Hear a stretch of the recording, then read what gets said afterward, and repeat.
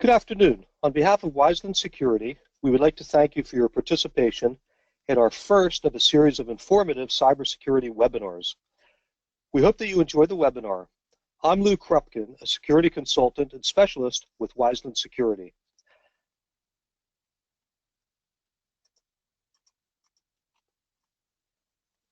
Today's webinar is titled Ransomware. Have you been hit? If you've ever been hit with ransomware, you know that it hits you like a ton of bricks. Very often the attack is sophisticated enough to delete all of your information and data. If you don't respond within a given period of time, in fact, sometimes as quickly as hours. Wislyn Security is a security solutions company headquartered in New Jersey. Our management team has well over 50 years of security and technology experience and expertise among us. We provide a multitude of cybersecurity services and solutions, such as continuous monitoring, security posture assessments, and cyber liability insurance. We're also partners with some of the best-of-breed companies, such as Checkpoint Software. Although some security companies and IT departments make every effort to provide best protection, any building, any network could have an open window. That open window is like a hole in the network. Wislyn provides cyber insurance for that small chance that a new vulnerability may occur. As we hear and read in the newspapers every day and on the news, governments, major corporations, they've all become victims of cyber attacks. Wislyn provides a comprehensive, holistic approach.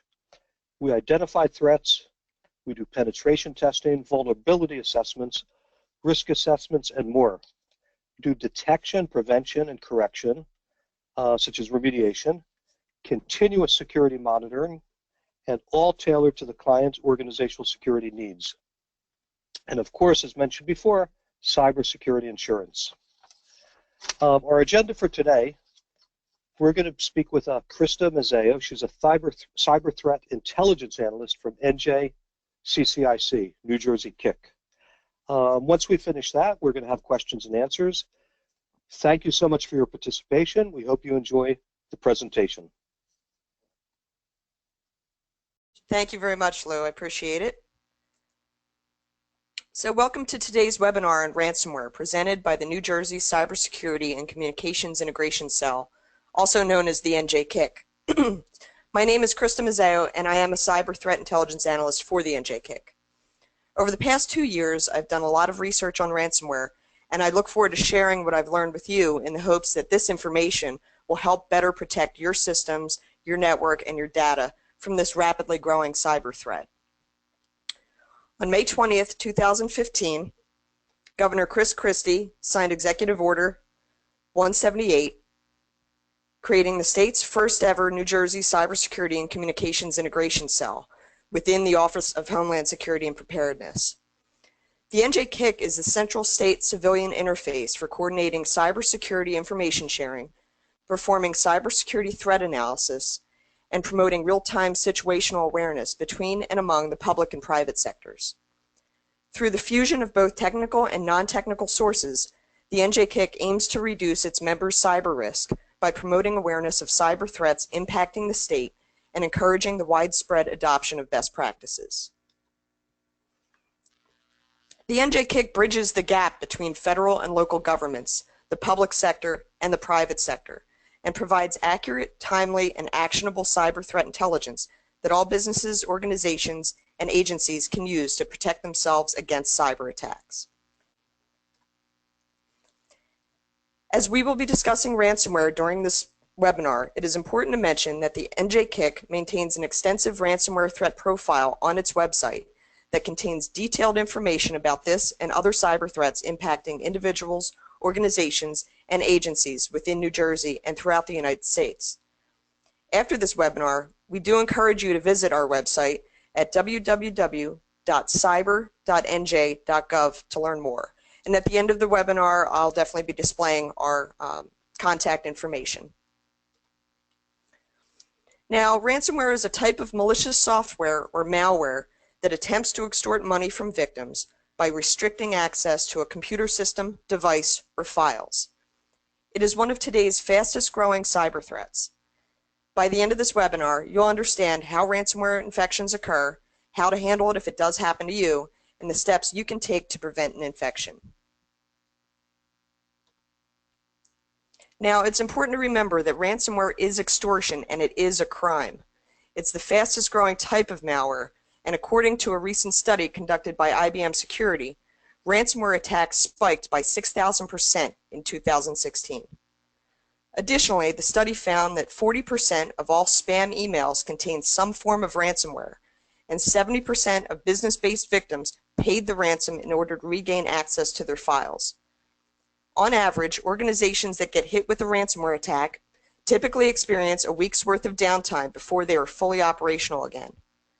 This threat is so prevalent because it is extremely lucrative for the criminals behind the campaigns, and because there's such a low barrier to entry, meaning little to no technical skills required in order to launch a successful ransomware attack.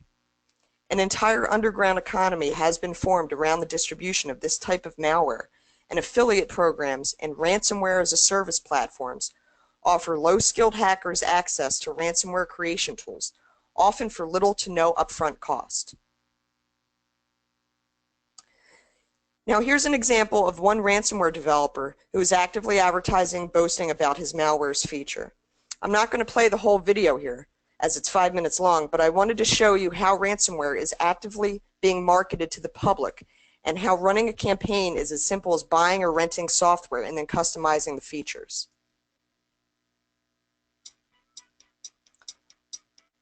So this video is available publicly on YouTube.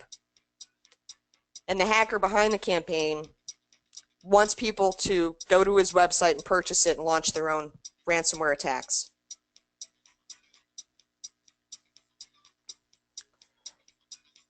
So in this video, you'll see him pull up the piece of software, log in like you would any other piece of software,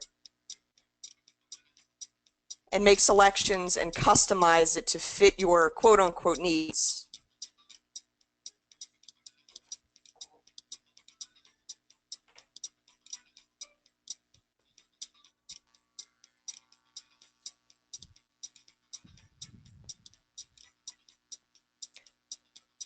He highlights the features. You can print the ransom notes or target people in specific countries or who speak specific languages.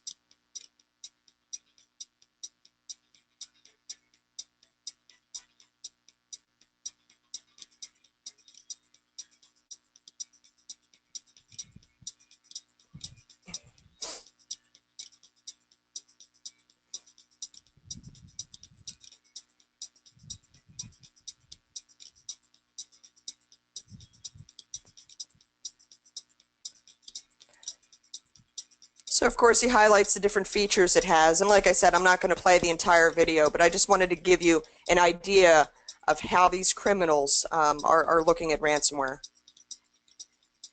But we'll go to the next slide here.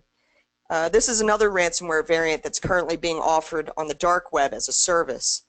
The developer calls this variant Satan, and all that's required to register is just a free account. You create a login like you would on any other website. Once that's done, criminals can just log in and start targeting people with ransomware infections. It doesn't cost them a dime, and the owner of the service takes a 30% cut of whatever ransom is paid by the victims. It's really as simple as filling out this form, and this is one of the reasons why ransomware is and will continue to be so prevalent. As you can see here, you fill out the ransom amount, a multiplier, so if you want the ransom amount to double after a certain number of days of non-payment, you can do that. You can create the actual executable within this platform, and this is what's known as ransomware as a service. Now when it comes down to it, anyone and everyone who handles, stores, and relies on digital data is at risk of this threat. Small businesses, large businesses, hospitals, schools, you name it. Anyone with a network, anyone with a system is at risk. So it's important to keep that in mind. Just because you think you're an individual with a home desktop computer, you're not at risk, or you only handle data through mobile devices, your cell phone, that's how you access the internet, you're definitely at risk. Basically how ransomware works, is that a system becomes infected through the installation of a ransomware executable file delivered in one of the various methods we'll talk about in a moment. Once the ransomware is installed, it performs a number of tasks, including searching for specific files to encrypt, searching for additional storage drives and network shares.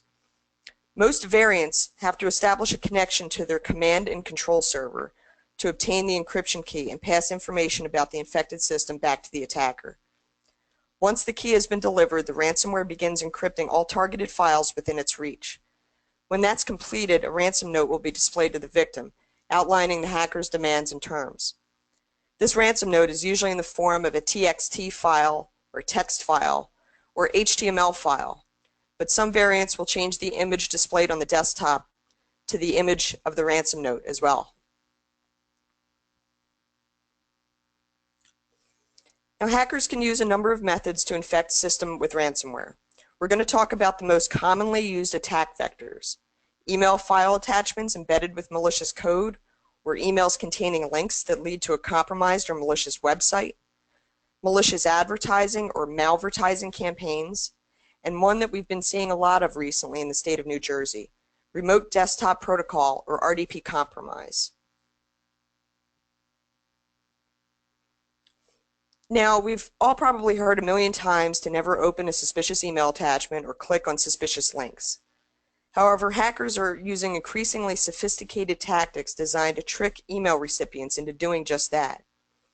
Many times, hackers spoof emails and make them look as though they have originated from a legitimate source: your friend, your boss, a company you've done business with, thereby eliminating any suspicion you may have had otherwise. Once you click on that link or open the attachment, however, you could be setting yourself up for a big problem. As soon as either of those actions are taken, the malicious code hidden within the link or attachment can install and execute on your system, resulting in the encryption of your data. Malicious advertising, also known as malvertising, is when advertisements displayed on websites or within applications contain malicious code designed to compromise and infect your system. Malvertising doesn't just occur on sketchy, questionable, or illicit websites either. It can occur on websites you visit regularly, unbeknownst to the website owner. Many websites nowadays use third-party advertising networks to display and rotate ads on their sites.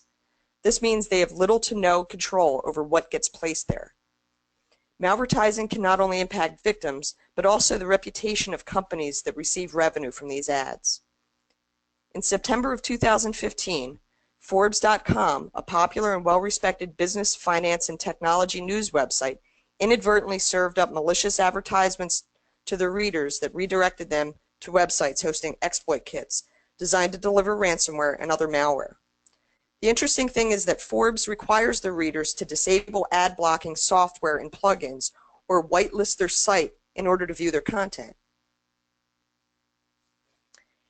Here's a visual example of how malvertising attacks work. Attackers create malicious ads or inject malicious code into advertisements that are then placed into rotation in advertising networks. Once the malicious ad is served up for display on a website, it can execute malicious code or redirect the visitor to a compromised website. The end user has done nothing wrong and would not have been able to predict this attack. However, the use of ad blocking software and browser plugins can drastically reduce the risk of a malvertising attack. Here are some other examples of high-profile websites that have been impacted by malvertising. Think about how many of these or other sites you visited, and you'll realize just how much of an impact this attack vector can have. The most common form of remote access exploitation that we're seeing today is RDP compromise. RDP, or Remote Desktop Protocol, is a proprietary protocol developed by Microsoft that provides the ability to connect remotely from one computer to another. It operates over the TCP/UDP port 3389 and requires server and client-side software to use. RDP compromise has been a rapidly growing attack vector used by hackers targeting specific organizations and sectors. Hackers use scanners to probe a network to identify open ports that will allow them to access a system or server. Once located, they attempt to brute force their way in using either default login credentials or running sets of commonly used or weak credentials against the login in order to gain access. Once access has been granted, the hacker can manually deploy the ransomware on the server, impacting the entire network within minutes. IT administrators and employees won't know that anything is wrong until it's too late and important data has already been encrypted. Many times this occurs late at night or over a weekend when the hacker knows there won't be anyone around to stop the attack before the encryption process is complete. We've received plenty of reports at the NJCCIC where people coming into work on a Monday morning are surprised to find their network has been impacted and are forced to watch their businesses grind to a halt while they try and figure out what happened. Telnet attacks are also quite popular among hackers and easy to conduct. Telnet operates over TCP port 23, and any communications conducted using this protocol are unencrypted, meaning data is transferred in clear text, and information, such as login credentials, can be easy to grab by an eavesdropping hacker. Telnet session authentication is only done through username and password verification, and this protocol does not support more advanced authentication methods. For this reason, we recommend closing port 23 and using a more secure solution if remote access is required. Now, SSH, or Secure Shell, is often regarded as a more secure way to remotely access a system than Telnet. Unlike Telnet, SSH creates an encrypted connection between systems, which helps prevent eavesdropping and network traffic interception. Also, systems using SSH authenticate themselves to the clients before collecting login credentials, thereby reducing the risk of a successful man-in-the-middle attack. However, much like RDP and Telnet, SSH is not immune to brute force attacks and can easily be compromised. One of the most recommended solutions for those who need to maintain RDP access is to use a virtual private network, or VPN. Implemented correctly, a VPN can make it much more difficult for potential attackers to gain entry. However, a VPN connection is only as secure as the endpoints, so a malware-infected system could compromise the network. However, a two-factor authentication solution, either for the RDP or VPN connection, can nearly eliminate the risk of compromise by requiring an additional piece of information from the user, such as a token-generated number or a code sent to a mobile device. Another security solution for remote access is to automatically block IP addresses after a set limit of failed login attempts. This will inhibit the use of password crackers used in brute force attacks. Lastly, monitoring your server's security event logs for unusual activity may tip you off and give you insight into an attempted attack. However, if you really do not need remote access, we recommend you close all associated ports and monitor those ports regularly to ensure that they have not been opened. In addition to the three we've already discussed, here is a list of other ransomware attack vectors we've seen. Commonly, the exploitation of vulnerable and unpatched software, such as operating systems or business applications, malicious code placed into hacked websites, similar to malvertising, but in this case the website itself is compromised rather than the ads, text messages sent to cell phones containing malicious links designed to infect mobile devices, malicious applications downloaded from either third-party app stores or even the main app stores themselves, files shared through peer-to-peer networks like BitTorrent and others, and the installation and use of unauthorized free or third-party software and applications. It's important to remember that ransomware doesn't just infect desktop computers, but also laptops, servers, mobile devices like cell phones and tablets, and even TVs or other devices running certain vulnerable operating systems. There was a story that came out just this past December where a guy who had gotten an Android-based smart TV became a victim of ransomware when he accidentally downloaded a malicious application used to view videos and movies. A ransom note displayed on the TV screen, and he was unable to use his brand new and likely expensive gift. Remember that ransomware can encrypt files both on the local hard drive and across the network through mapped and unmapped network shares. It can encrypt files on connected USB flash drives, network-attached storage drives, and potentially anything else that's connected to the infected system. Think about how much money your organization could lose due to lost data, lost time, and productivity of your employees, not to mention the cost of mitigation services. Most importantly, think about all the ways your organization would be impacted if all of your important data was permanently lost. So what are some initial signs that you've been infected by ransomware? Well, you could suddenly discover that you are unable to open or access your files. A notification may pop up stating that your system does not know what program it should use to open your files. You may see the names of your files change, either with a completely new naming convention or with a new extension such as .locked, .crypt, or .wallet. There might be an email in place of the original file name indicating that the hacker wants you to email him at that address to negotiate the ransom payment. You might experience your system suddenly becoming slow or unresponsive during the encryption process. Excessive hard drive activity may occur as the encryption process often uses up system resources. You might see pop-ups indicating that something on your system is trying to access the internet, likely trying to connect to a command and control server run by the hacker. You may also suddenly see a bunch of newly created text or HTML files in various folders as ransom notes are created. At the very first sign you think something is wrong, it is crucial to immediately disconnect the system in question from the network. Pull the Ethernet cable or disable the Wi-Fi connection immediately. This action can help limit the spread of the infection through the network. Also, to halt the encryption process on the infected system itself, we cautiously advise turning off or pulling the power cable to the system. Keep in mind, though, that some variants are programmed to detect the loss of power and may try to delete files if the system is booted back up. We recommend pulling the hard drive from the system, imaging it, and removing the recoverable data separately, only after scanning and cleaning the infection. We also encourage you to report your incident to your local police department, to us here at the NJCCIC, and to file a report with the FBI. This information can be helpful in tracking infections, attack vectors, and tactics in an effort to curb the impact of this type of crime. Again, before returning a previously infected system to the network, make sure that the system is fully scanned and cleaned. We recommend fully wiping the drive and then restoring the data. This will help prevent reinfection. In the event you are unable to restore your encrypted data from backups, contact the NJCCIC or visit our ransomware threat profile available on our website for a list of free decryption tools.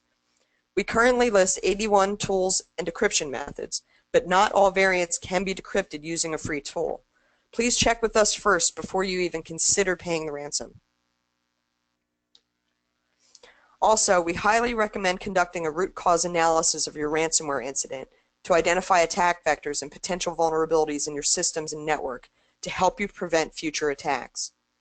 In addition, locating the ransomware executable or other files the hacker left behind, as well as noting system changes that took place, can prove helpful to law enforcement and cybersecurity analysts like myself in determining and tracking specific campaigns and TTPs. So your backups are corrupted or encrypted and there's no free decryption tool available? You unfortunately are left with only one of two options. Either pay the ransom or accept the data loss. You don't want to be this guy. This is why it's so important to have current and tested backups of your data. Now, based on the incident reports we've received, these are the top 3 reasons why victims needed to pay the ransom. They either did not have any current backups available, they did have backups but never tested them, so when they went to restore their data, they suddenly found their backups were corrupted or the backup system they had in place failed. For those that did have current backups, they made the mistake of leaving their backups connected to the network, which meant when they got hit with a ransomware infection, their backups, along with the rest of their data, were encrypted. We at the NJCCIC want to emphasize that, although we understand that paying the ransom could mean the difference between staying in business and going out of business, we do not encourage it. Paying the ransom only perpetuates the crime, which has become a $1 billion-a-year business for these criminals. It could also make you a target for future attacks if word gets around that you've paid. It also doesn't guarantee file restoration, as the hacker's command and control server storing the decryption key could very well be taken offline between the time you get infected and the time you pay the ransom, either by law enforcement, by the owner of the host server, or by the hacker himself. Please take all of this into consideration before you decide to pay. The best way to avoid becoming a paying victim: protect your data.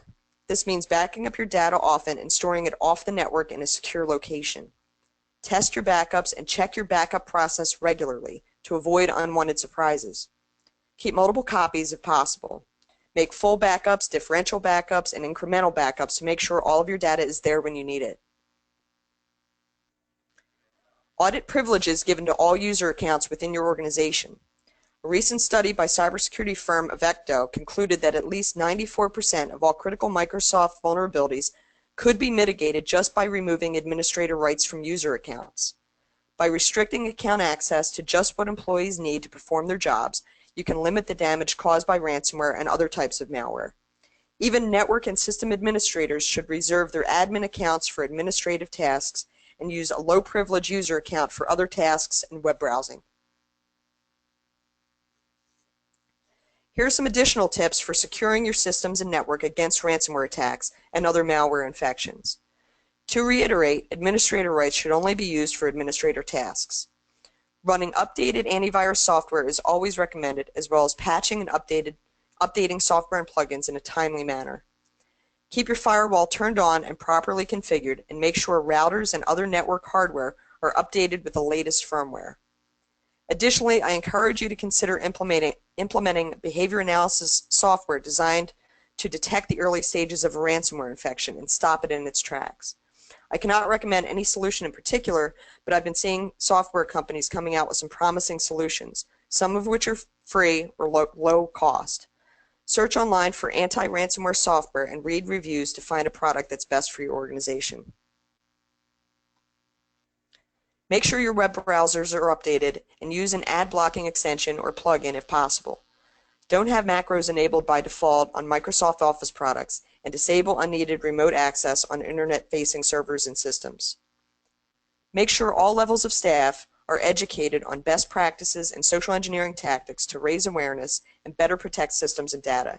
Let them know who to contact within your organization in the event a cyber attack occurs, and have a disaster recovery plan in place and ready to go.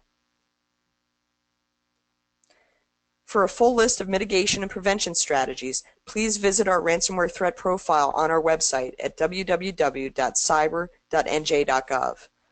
Our ultimate goal here at the NJCCIC is to reduce your cyber risk. Now, as Ben Franklin once said, an ounce of prevention is worth a pound of cure, and I tend to believe him on that. When it comes to ransomware attacks, an ounce of prevention could be worth a whole lot more to you and your organization. Report cyber incidents to us here at the NJCCIC, also to the FBI, and to your local police department. If you are looking to gather forensic evidence and plan on filing a criminal report, you can contact the New Jersey State Police Cyber Crimes Unit for assistance. We can also help put you in touch with them as well. You can also email us at njkic@cyber.nj.gov, follow us on Twitter, and add us on Facebook. I hope you enjoyed this presentation and found it informative, and I'd like to take some time now to answer any questions you might have. All right, we have one question in. How can we be informed of the latest ransomware news, prevention, and updates? Well, I'll tell you right now, you can sign up to the NJCCIC membership list. Honestly, it's free. It's a weekly bulletin we put out on Thursdays. We might send out additional alerts and emails pertaining to your sector if they happen to come up. But I encourage everyone to sign up. We don't spam you, and we provide very up-to-date information. I myself am in charge of maintaining our ransomware threat profile. I track all the latest attack vectors. So if you want up-to-date information, sign up for our email list on our website.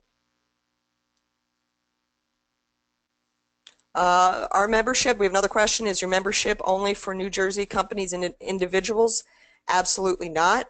We have a number of members in other states and other countries. So no matter where you are, we encourage you to sign up, become a member. You can also contact us if you need advice or help with anything. Granted, if you're far away, we probably aren't going to, fly out to the West Coast or something along those lines. But yes, please do sign up. It doesn't matter where you're located. We have another question. Is the ransomware toolkit free? As far as freely available decryption tools, what I do, I don't create any of them. We don't produce any of them within the NJCCIC. I follow a number of leading cybersecurity and ransomware experts through their blogs and on Twitter, and they're a great group of people out there who have dedicated a lot of their time in developing these decryption tools and making them freely available to the public. What I do is I track them, and I put links to these tools up on our website. So like I said, we don't own the tools, but we do keep track of them, and our website is a great resource. In fact, from my understanding, even the FBI looks to our website for updated information and tools and things of that nature too. So we're kind of getting out there. We want to be the one-stop shop. See if there are any more questions.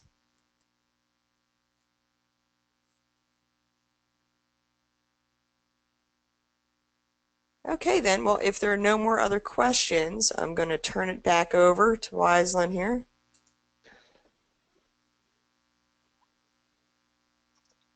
Okay, Krista, thank you so much. I mean, that certainly was eye-opening. Definitely going to think twice before I open up any more emails and attachments. Absolutely, or even go online at this point, you know. Absolutely, but obviously we're in the next century, so we have to. So just have to be extremely vigilant and careful. So by the way, again, thank you, and thank you everybody for your participation. As you see, our telephone number here and our contact email is here as well. Make sure your emails are clean that you send to us.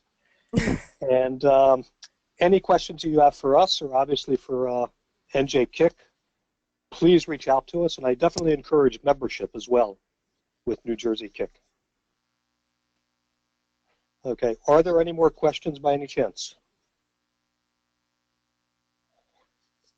Okay, at that, we'd like to thank everybody, and we'll definitely be sending out more emails for future webinars that we have coming up. Thank you so much, and have a great day, and be safe.